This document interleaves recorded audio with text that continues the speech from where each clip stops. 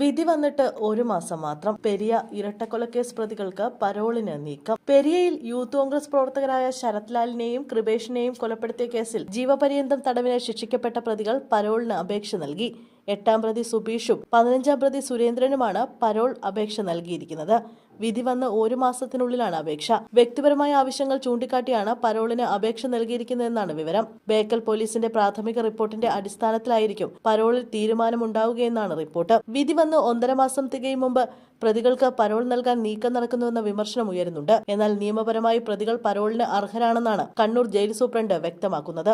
Remand കാലയളവ് ഉൾപ്പെടെ പ്രതികൾ 2 വർഷം തടവ് പൂർത്തിയായെന്നാണ് സൂപ്രണ്ടിന്റെ വിശദീകരണം. കൃത്യം നടന്ന് 6 വർഷം പൂർത്തിയാകുന്ന അന്നുതന്നെയാണ് പ്രതികളുടെ പരോൾ അപേക്ഷയും വരുന്നത്. കേസിൽ സുബീഷ്, സുരേന്ദ്രൻ ഉൾപ്പെടെ 10 പ്രതികൾക്ക് ഇരട്ട ജീവപര്യന്തം തടവ് ശിക്ഷ വിധിച്ചിരുന്നു. CPM പ്രാദേശിക നേതാക്കൾ ഉൾപ്പെടെ പ്രതികളായ കേസിൽ 2022 ഏപ്രിൽ 27-നാണ് സാക്ഷി വിസ്താരം തുടങ്ങിയത്.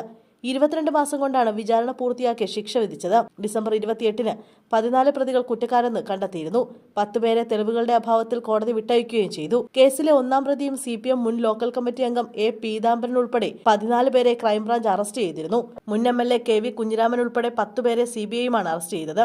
2019 ഫെബ്രുവരി 17-നായിരുന്നു പെരിയ കല്യാട്ടെ യൂത്ത് കോൺഗ്രസ് പ്രവർത്തകരായ ശരത് ലാലും കൃപേഷും കൊല്ലപ്പെട്ടത്.